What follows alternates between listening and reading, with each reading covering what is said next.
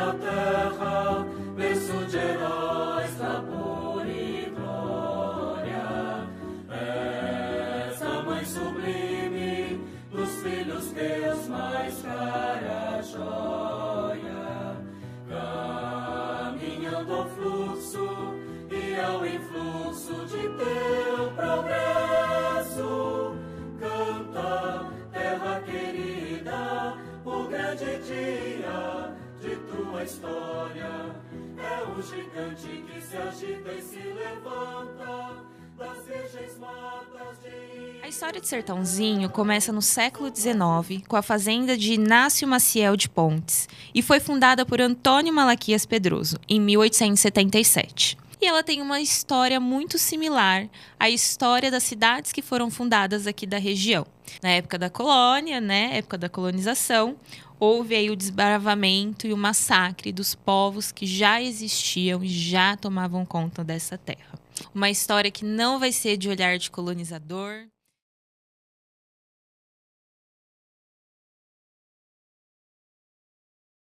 Em relação aos povos indígenas.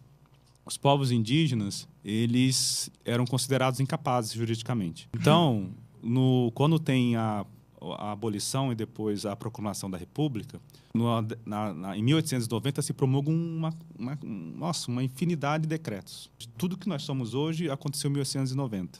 Então, cada classe dominante passa a considerar terras indígenas como terras devolutas. Matavam os indígenas e regulamentavam, portanto, privatizavam, do ponto de vista cartorial, essas terras. Lembrando que os secretários da agricultura, eles também tinham terras na região em que os indígenas eram chacinados. Foi uma construção muito do Estado de São Paulo. Criou esse sistema que depois acabou virando padrão para o restante do país, como aconteceu na ditadura civil-militar, ou acontece hoje na região norte. Como surgiu o Estado de São Paulo? O Estado de São Paulo, ele na prática, ele passou, do ponto de vista da classe dominante, inclusive ele passou a existir no final do século XIX, começo do século XX. A classe dominante paulista, ela considerava uma vergonha ela não conseguir controlar o seu próprio território, por isso que tinha que exterminar os indígenas. A interiorização do Estado de São Paulo, e, portanto, a conquista do sertão, se dá no século XX. Alguém morava lá, é esse o ponto, né? É uma época muito recente. Cadê esses registros? Esses registros... Do outro lado da história. Você fala dos povos caiagangues? Exatamente. Eles, então, a história é contada pelo vencedor. É importante vencer, eu sempre falo isso. Nossa. Os povos originários hoje, com certeza, são a principal linha de frente de enfrentamento entre capital e trabalho hoje, na minha opinião. Com a crise do movimento sindical e de outros movimentos sociais também, mas tanto é que as ações, de genocídio, de milícias, ataques policiais, etc., significa ou expressa um acirramento desse embate. Porque a questão é muito simples na Terra, Assim, a demarcação impede a expansão de capitais, Então, é um antagonismo de essência. Para um existir, o outro tem que desaparecer. É isso. Sim, assim desaparece a minoria. Mas os povos indígenas hoje, a meu ver, eles são vanguarda da luta da classe trabalhadora brasileira, hoje. Em função dessa dinâmica de acumulação de capitais no Brasil. A classe trabalhadora, com geral, sobretudo a população negra, ela foi constituída, a população negra, ou a fração negra da classe trabalhadora, para ser um elemento de controle do valor da força de trabalho. Por que, por exemplo, os caiagangues foram atacados, foram objetos de um genocídio estatal? Toda elite tem um mito. O fundador daquele país. O Brasil também criou a sua teoria. E a sua teoria, e que o brasileiro verdadeiro seria fruto do pai português com a mãe indígena, Tupi. Essa classe dominante paulista criou uma teoria e diz o seguinte: olha, os verdadeiros brasileiros são os paulistas. Por que são os paulistas? Porque os paulistas são descendentes da mãe Tupi e do branco português. O que é tapuia? Tapuia é o indígena não civilizável, na classificação do século XIX. ou, portanto, não catequizável. E o tupi é o indígena civilizado. O que diz essa teoria também? Os paulistas, diferente dos outros povos que ficavam à mercê dos portugueses, etc., viviam no litoral, no clima tropical, eles viviam num clima temperado.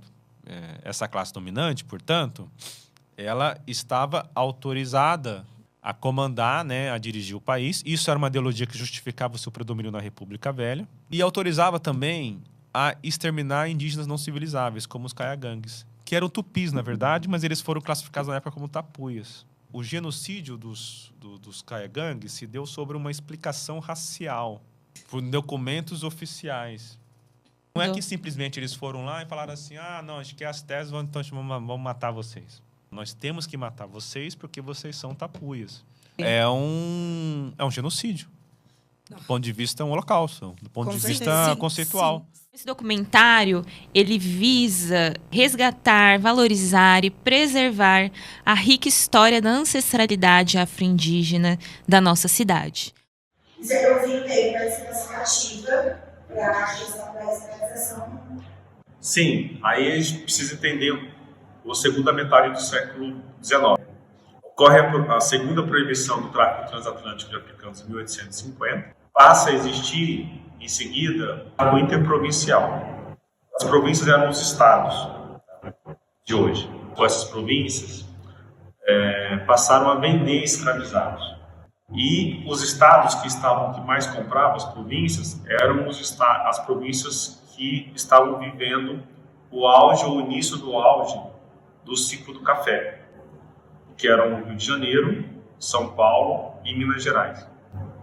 Então, São Paulo era o terceiro estado que mais comprava escravizados. O café, ele ganha a nossa região. Então, a nossa região de Ribeirão Preto, Sertãozinho, até em 1882, 83, 84, 85, passou a ser a grande protagonista da produção de café baseada no trabalho escravizado. Então, a nossa região aumentou o plantel de escravizados e pautou nacionalmente a oposição à abolição. Até Campinas, essa macro-região, digamos assim, ocorriam muitas revoltas, né? Então, a nossa região foi a região que foi usada pela elite paulista para se opor ao fim do escravagismo. Então, essa elite paulista escreve a lei do sexagenário, faz, né, uma lei que financia a mão de obra imigrante e, ao mesmo tempo, indeniza o proprietário de escravizados. Eu sempre convido para ler a lei do sexagenário porque ela é muito interessante. Porque, por exemplo, a gente acha que o sujeito ele ficaria livre aos 60 anos, né? E essas leis, né, tanto do ventre livre quanto do sexagenário, é uma tentativa de postergar o fim do escravismo para o século XX. Mas quando a gente lê a lei, não é isso, né? Então ele faria 60, quer dizer que ele não foi vendido, o proprietário não foi indenizado, então ele tinha que trabalhar mais 3 anos para efeitos de pagamento de alforria. E aí depois desses 3 anos, passar por um processo de julgamento, digamos assim, em que o juiz poderia considerá-lo inválido. Se ele fosse considerado inválido, porque era velho, ele deveria continuar com seu antigo proprietário ou seu proprietário trabalhando em troca de ser cuidado, né? E mesmo que o proprietário não quisesse, o que seria muito difícil, porque o escravizado estava num município muito pequeno, né? Para quem que ele trabalharia, né? Ele deveria ficar mais 5 anos no município de matrícula. Por que matrícula? Porque ele era uma propriedade. E com tudo isso aqui na região, tem relatos, você sabe, você tem relatos de fugas, de quilombos?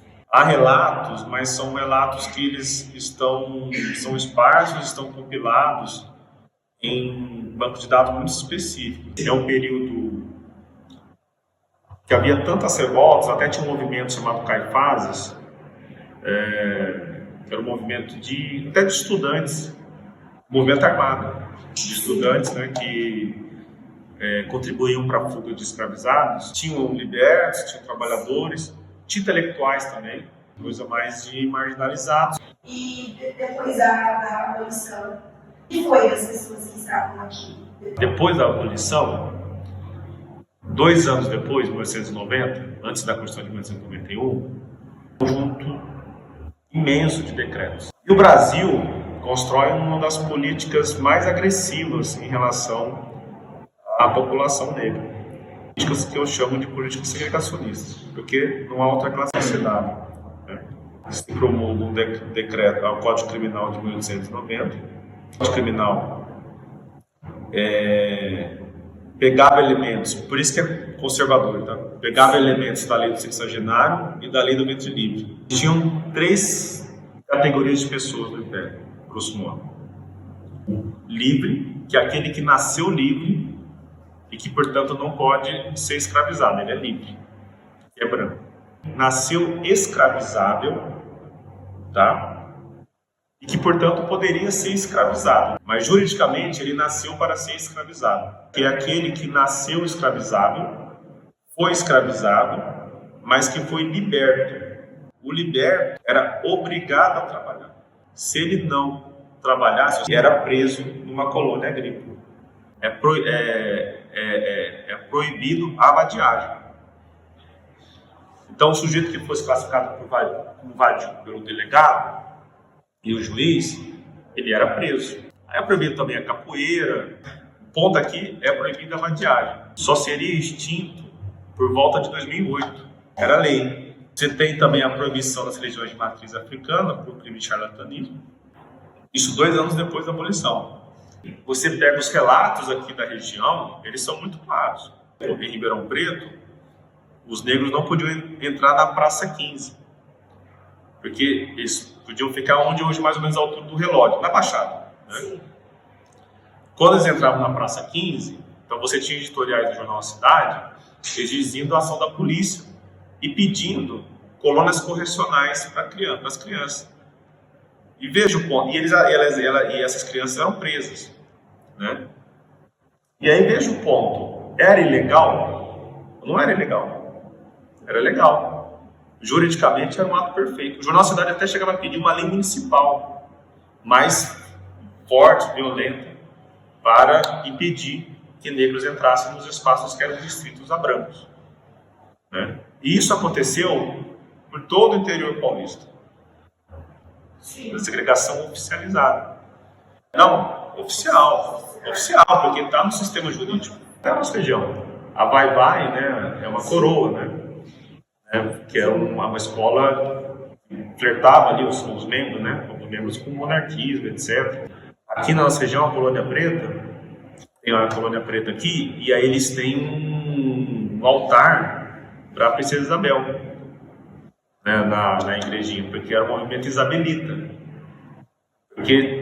E não é questão deles serem agradecidos, não é isso. É que há uma constatação de que a República foi uma coisa muito ruim para a população negra. Quem era liberto em 1980 considerou que a República foi um período extremamente segregado, né, no sentido de não ter emprego, não ter trabalho, não tinha como estudar, porque as escolas também eram étnicas. Tudo no começo do século XX era étnico. Não tinha a escola pública, era para elite local, não existia escola, né? A escola, quando se procurava matricular, a diretora podia negar a matrícula, se não entrasse no perfil almejado da escola. Então a população negra, na prática, não estudava, né? Era um ordenamento jurídico da época, né? Uma coisa interessante é que o movimento indígena, por que o movimento indígena até é mais atacado hoje que o movimento negro, né? Porque o movimento indígena tem uma coisa fundamental para a reprodução econômica, ou indígena, né? Tem uma coisa, pelo menos em lei, fundamental para a reprodução econômica do grande capital, sobretudo o agronegócio, que é a terra.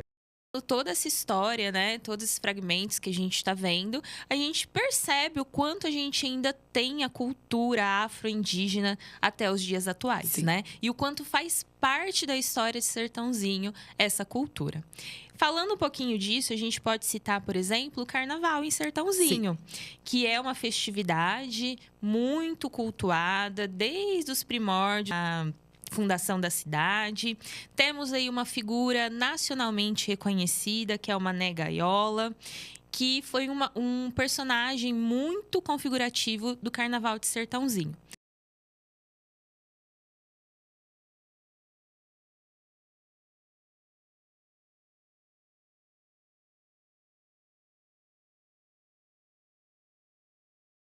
Mané Gaiola nasceu em Sertãozinho em 1916 e aos 12 anos ele entrou no carnaval pela primeira vez, vestido como palhaço Piolim.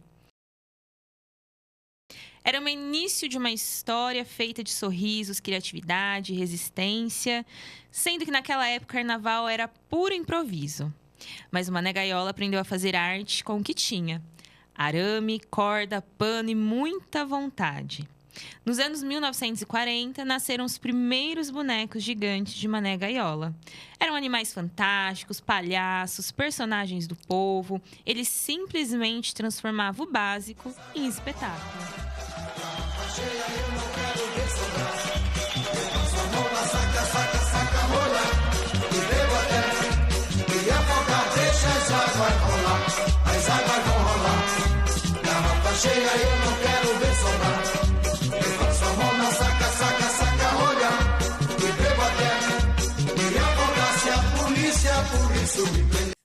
Bom, e não tem como a gente falar de carnaval e de não falar dos blocos de rua, que são característicos da nossa cidade. Mas vocês sabem como nasceu os blocos de rua? Foi lá em 1930, com a líder, dona Antônia Brás, que junto com o interlocutor da UFAM Prates, criou o Cordão Flor de Maio. E esse foi o primeiro da cidade. Conforme foi passando o tempo, foram surgindo outros blocos e o Carnaval de Rua de Sertãozinho começou a ganhar grande notoriedade na região. Dona Antônia Brás, que é uma das pioneiras do Carnaval em Sertãozinho, uma grande incentivadora e um grande exemplo para vários agentes culturais. A gente pode citar também as criações das escolas Unidos do São João, de Leonilda e Quinzinho, do Raça e Ginga Dourada, Acadêmicos, Vamos que Vamos e tantas outras. A cidade parava para ver todos esses desfiles acontecer. Lá na Barão do Rio Branco e na Egidio Siquieri também já aconteceu. A dona Leonilda também era conhecida como a madrinha do carnaval e do samba de Sertãozinho. Ela começou a sambar aos 7 anos de idade. E rezam as lendas que ela nunca mais parou. E as escolas de samba são um símbolo muito importante nessa luta contra o esquecimento da cultura afro-indígena. Foram através dessas mulheres que estavam à frente dessas escolas que conseguíamos resgatar parte dessa cultura e dessa história. Novamente, por conta de mulheres, mantemos a alma do tambor vivo, a alma da cultura acontecendo.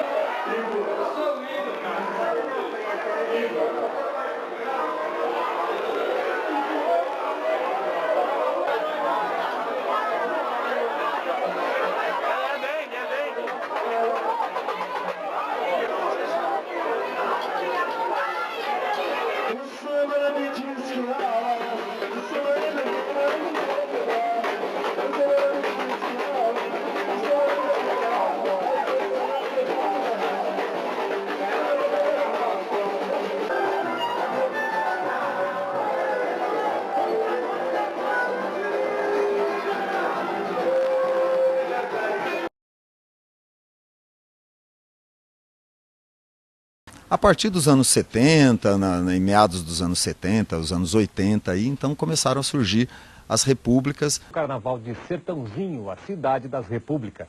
Essa é a cidade de Sertãozinho, estado de São Paulo. O Folião anuncia a melhor festa da região. Ruas cheias e muita folia. As mais de 100 repúblicas comandam o carnaval na cidade. O Carnaval das Repúblicas em Sertãozinho oficialmente já dura 15 dias. O país muda de cara durante o carnaval. Aqui, repúblicas de estudantes. São 150 repúblicas. O aluguel chega a custar 100 mil cruzeiros reais por dia. Um preço que só é fechado em dólar. O carnaval aquece o mercado imobiliário da cidade. Casas, lojas, garagens e até corredores viram repúblicas, como este aqui, alugado por nada menos que 550 mil cruzeiros reais.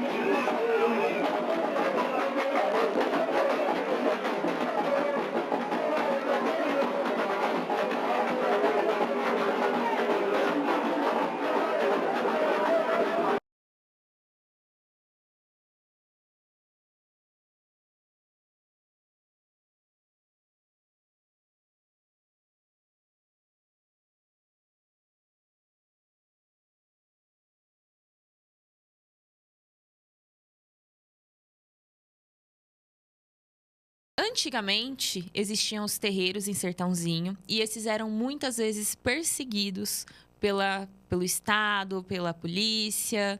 E a gente tem, inclusive, documentação, né? Documento datado de 1963, escrevendo uma intolerância que hoje em dia, no momento que a gente vive, é incabível. Se chamavam grupos de saravá, entre aspas.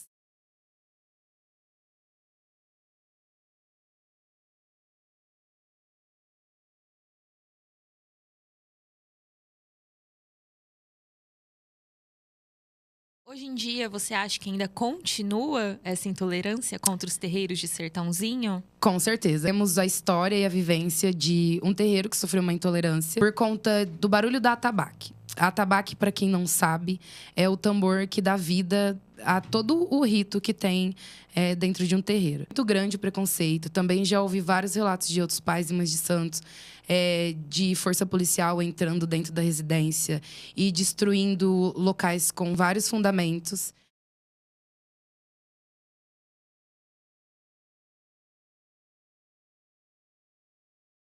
Que é da cultura e da história do município de Sertãozinho, as benzedeiras. Sim. Quem nunca passou numa benzedeira, lá que benzia com alho, que benzia com seu galinho de arruda, é muito característico aqui do nosso município. É uma herança bem viva que existe no município e na região também. Teve o prazer de entrevistar a dona Terezinha, que ela tem mais de 30 anos benzendo aqui em Sertãozinho.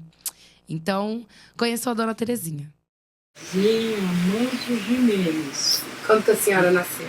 Eu sou de 38, estou com 86 anos. É muita história. E a senhora nasceu aqui em Sertãozinho mesmo? Nasci.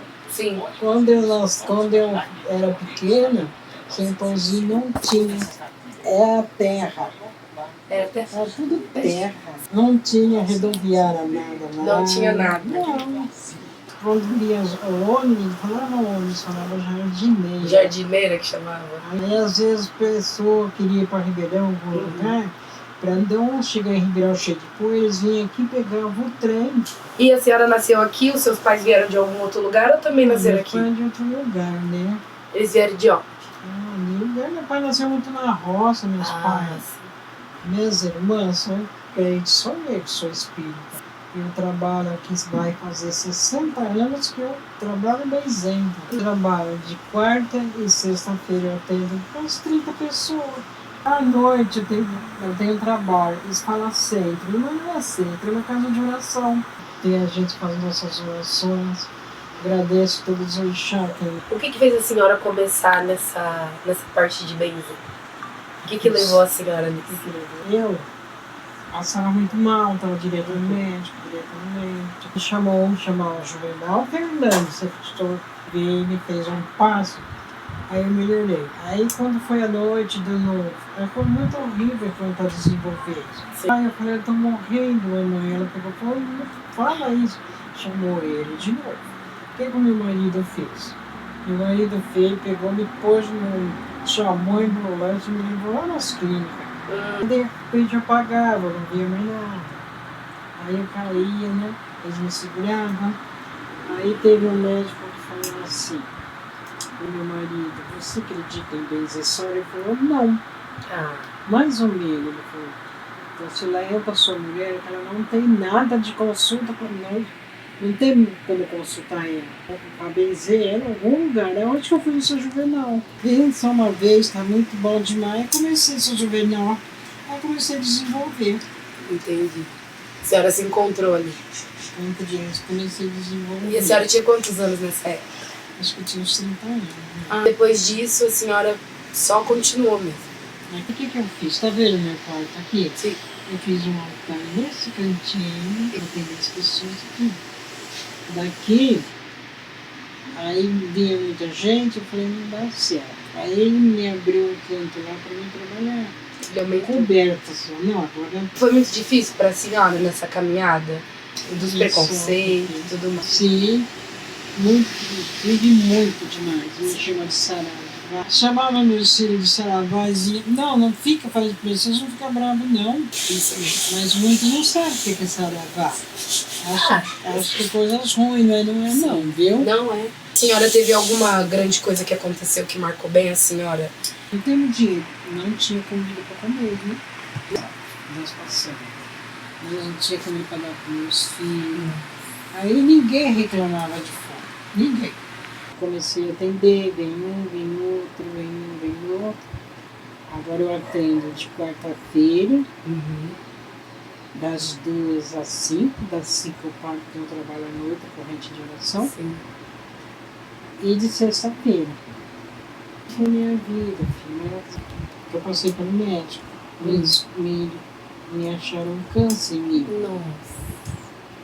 Aí eu passei por uma cirurgia, eu não senti nada, sabe? Não senti dor, não senti nada. Então o que eu tenho que fazer é agradar muito os orixás, me ajuda muito. Quantos filhos a senhora tem? Filho, eu tive 6 filhos, onde eu criei 7. Tenho 22 bisnetos, acho que 23 netos. Viu? Você vem aí, minha casa tá cheia. Ai, mãe, a casa da senhora tá sempre cheia, mãe, só porque mãe, filho, eu sou avó. A casa tá cheia porque eu sou avó. As festas de posse da minha mãe. Fiz agora de Nossa Senhora Aparecida, que nós vamos cantando linda Nossa Senhora, tudo que não tá.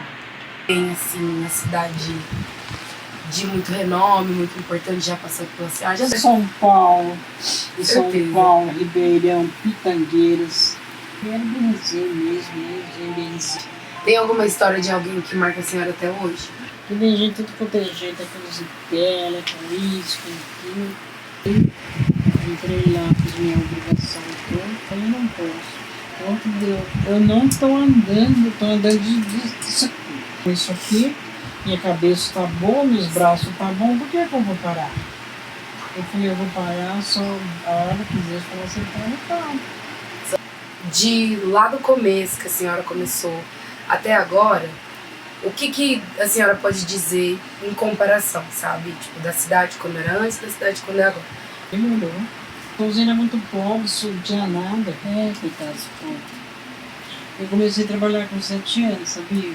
E nós morávamos, tem a igreja, né? Era onde meus pais moravam. E tinha um bar, eu ia lavar a calçada, limpar as mesas todo dia, depois ia para casa, para na hora de ir para a escola, eu ia para a escola. Mas trabalhei na roça, fiz de tudo na roça. Escola, onde que era a escola? Não tem a prefeitura? Uhum.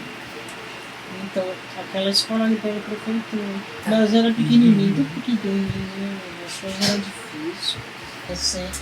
Só que de primeiro, os amigos, os vizinhos tinham mais amor, não, agora não tem nem. A avó da senhora era de onde? Essa morava no meio de mata, filho. Ela parecia índia. Chegou a morar aqui em Sertãozinho, mas ela parecia uma índia mesmo. E o seu avô, você chegou a conhecer? Não conheci. Ele, meu pai, ele tinha uma querida enorme na casa. Ele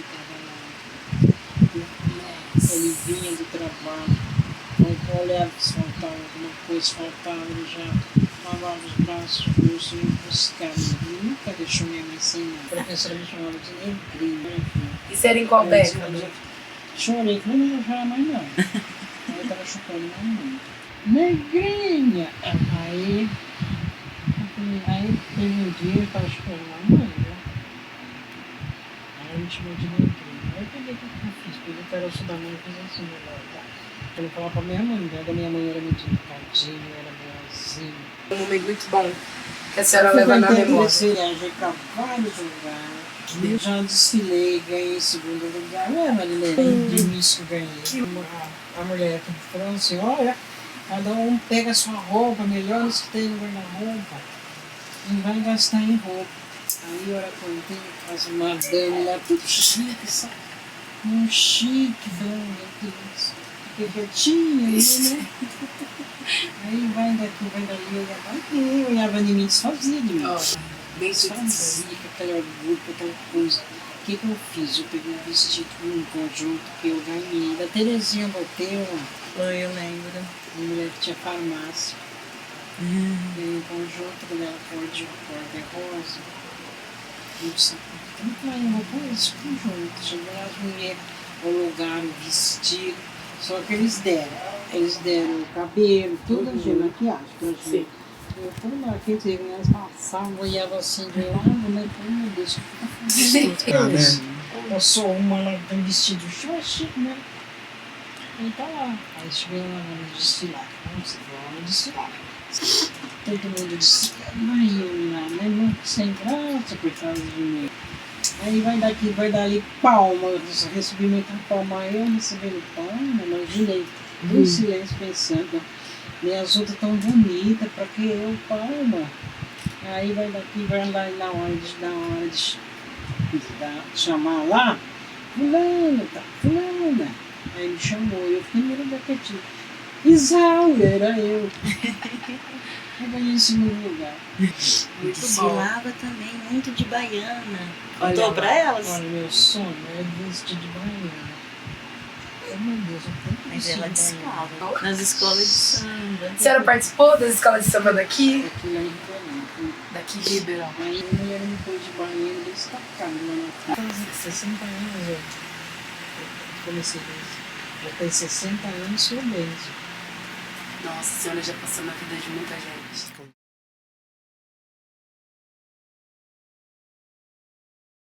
Toda a nossa cidade, né, como outras cidades, foram erguidas em cima de trabalho de pessoas escravizadas e de povos indígenas escravizados. E Sertãozinho não foi diferente. Hoje a gente tem grandes locais que são referências dessa história, mas que também não contam essa história a partir do olhar do indígena e do afrodescendente. Nesses locais, a gente pode citar o Museu da Cana, que conta uma história muito bacana de Sertãozinho, da cana-de-açúcar, remete aí às escolas, mas que também ainda falta o olhar para a história afro-indígena de trabalho que teve ali. Inclusive, o Museu da Cana perdeu recentemente a Dona Wanda, que foi uma mulher trabalhadora negra e que reviveu essa história com muitos alunos, com muitos visitantes do museu. A Dona Wanda trazia histórias da época de criança dela, dos seus pais, da época de trabalho da lavoura. Ela também era especialista em artes manuais. Ela fazia diversos tipos de artesanato, o que remetia também à época da sua criação e da sua família. Essa é pra você que não virou comida de tubarão. Você é naturalmente o mais forte, o mais resistente, o mais inteligente. A gente tem uma cultura que está sendo revivida na nossa cidade. É a cultura do hip hop, através da batalha de rimas. Eu sou a Priscila, faço parte aí do projeto com as meninas com um documentário, tá? Esse documentário vai falar um pouco sobre o outro lado de Sertãozinho, né? O lado que teve trabalhador, do lado aí dos abusos, do genocídio, né, com os nativos e tudo mais. E dentro do documentário a gente vai falar também sobre o hip hop, né, e sobre essa parte aí que Sertãozinho também tem ali como uma relíquia, na minha opinião, né, os artistas. Se você se apresentasse, quem é você, né? Quem é você? Como foi que surgiu as batalhas aqui em Sertãozinho? Me conta um pouco dessa história. Sou Victor, né? O pessoal em Sertãozinho conhece mais como Draw. Eu comecei a usar nas batalhas de rima, né? No momento da minha vida que eu fui morar em Sertãozinho, já tinha alguns parentes aí e tal. E foi no ano de 2011 para 2012 que eu fui morar em Sertãozinho. E nessa época aí, tipo, eu ainda não fazia parte do movimento hip hop, do rap, né? Tava ali no começo da minha adolescência e tal. E foi quando eu conheci a batalha de rima. Isso ali no começo, final de 2012 para 2013, que apareceu uma batalha da 15, que acontecia ali na Praça 15 de Novembro, em Ribeirão Preto e tal. E foi tipo paixão à primeira vista. A hora que eu cheguei lá, vi aquele movimento de hip hop com a praça pública, a galera rimando em cima das batidas. E algo que, tipo, pra quem vê de fora, vê de longe, fala, nossa, é uma violência, um tá insultando o outro, mas não era nada disso, sabe? Quando eu se aproximei, eu vi que tinha muitos ensinamentos por trás daquilo. Já era uma galera que era mini duque de hip hop, de Ribeirão Preto, aí, região, Barrinha e tudo mais. E lá eles davam aula pra gente de hip hop, falavam onde que começou, quem foi o primeiro DJ, quem foi o primeiro grafiteiro, quem foi o primeiro MC. Aí aquilo ali expandiu a nossa mente pra tudo. Por ser Sertãozinho uma cidade pequena e tal, a gente ia pros rolês, era todas as tribos meio que juntas ali, né? A galera do hip hop, do rock, do funk, a galera do reggae e tudo mais. Eu tinha ali uns 13 para 14 anos, por aí. Aí tava na sétima série, sexta para sétima série. E aí um amigo meu, ele virou pra mim e falou, meu, você que tem a ideia de não começar a parada, ninguém vai fazer, tá ligado? O negócio não vai acontecer. Aí esse negócio ficou na minha cabeça, falei, não, beleza, vamos começar. Foi 16 de junho de 2013. A primeira batalha do duelo da 13, que a gente fazia lá na pista de skate da Coab 3, né? E como que foi? Você reuniu as pessoas? Como foi divulgar? E como eu já estava no movimento ali de Ribeirão Preto, então já comecei a se firmar mais, né? Conhecer mais a galera do hip hop e tal. Até em Sertãozinho mesmo, que a galera do hip hop sempre foi um movimento muito forte, né? Tipo, na região aí, principalmente do break, do grafite, tem uma galera que até se destacou internacionalmente, né? Então só cheguei, eu, meu primo ali, o Paulo Percepção também, que estava no movimento com a gente, chegamos com a caixinha de som, os beats ali no pendrive, colocando e fizemos uma batalha. Aí dali, então, a gente começou a se ingressar mais, né, com o movimento, foi divulgando cada vez mais e trazendo mais pessoas. Deu uma crescida mesmo, foi quando a gente conheceu o Gord, né, o projeto 4E, lá da Alvorada. Foi daí quando a gente começou a expandir o movimento. Qual foi as maiores dificuldades? Teve preconceito? Teve bastante. Abordagem racial teve bastante, porque até então, antes de fechar com o board, a gente não tinha um protocolo para fazer a batalha, né? Só que quando começou a pegar um volume maior de gente, aí a polícia já via de outra forma, né? Tipo, era um movimento novo ali na cidade, já via com os olhos. E, nossa, tinha enquadro lá que parecia cena de filme. A gente tava ali fazendo movimento, cultura e tal. Nossa, vinha viatura de todo lado, deixava de skate, já enquadrava todo mundo. Era doido de ver. Hoje é uma relevância gigante, né? A nível nacional, você vê as batalhas aí. Tem a rapaziada que vive de batalha de rima, ganhando dinheiro hoje em dia. Na época não, a gente fazia por gosto mesmo com todas as repressões que tinha na época e tal, a gente continuou fazendo.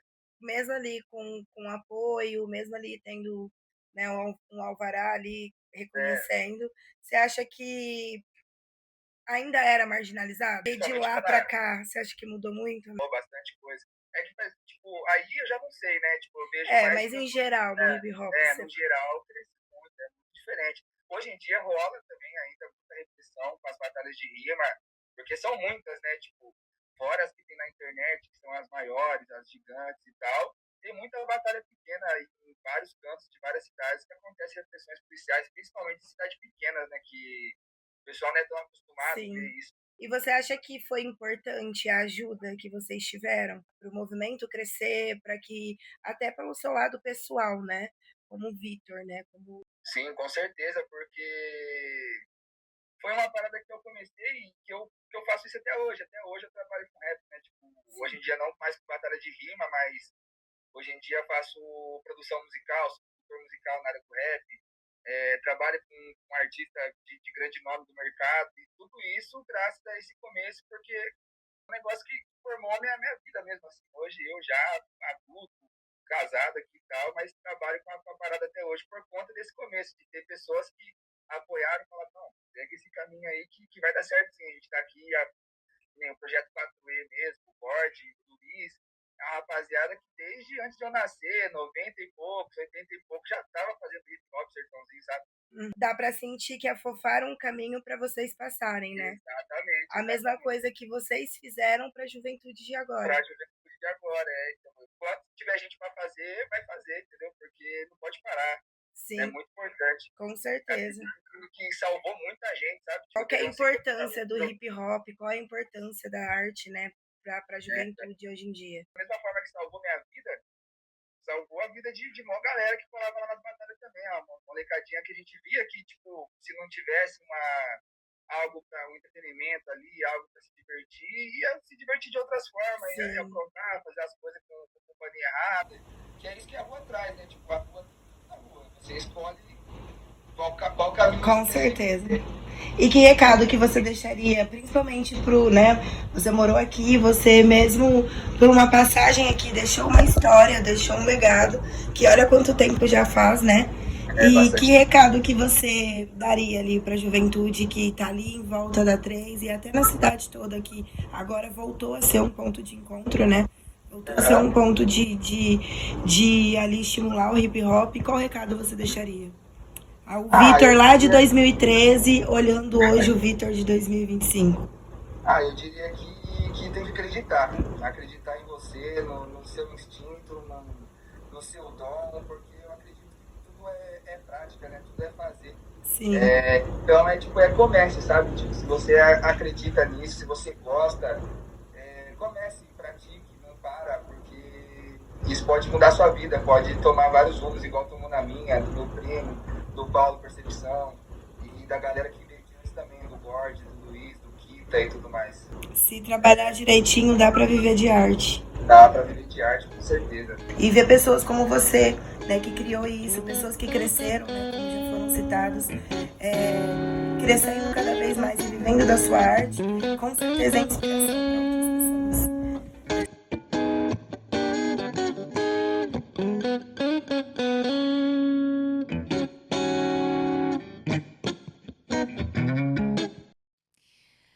Outro elemento muito importante da cultura afro-indígena é a culinária. Hoje em dia, no nosso município, a gente tem diversos relatos de pessoas mais velhas, principalmente as que eram mais pobres, moravam em fazendas, eram trabalhadores, que precisavam se alimentar de animais silvestres, como é o caso do tatu. Além disso, hoje em dia a gente vê dentro do nosso município uma gama muito grande de eventos que cultuam, que trazem a feijoada como um dos seus principais elementos. E a feijoada a gente nem precisa falar, né? Que é um prato muito característico da época da colonização e dos povos que vieram do continente africano. A gente pode perceber ao longo do documentário que diversos elementos da cultura afro-indígena ainda resistem no município de Sertãozinho. São eles espaços como a Praça da Cultura, o Museu da Cidade, o Museu da Cana. São elementos culinários como a feijoada. Também falamos das benzedeiras, que são características de lideranças femininas que resgataram tradições da época da colonização dos povos afro-indígenas. E a gente não pode esquecer que diversos ritos ainda são feitos no nosso município que resgatam essa história. Como, por exemplo, as giras dentro do cemitério, realizadas por alguns terreiros aqui do município.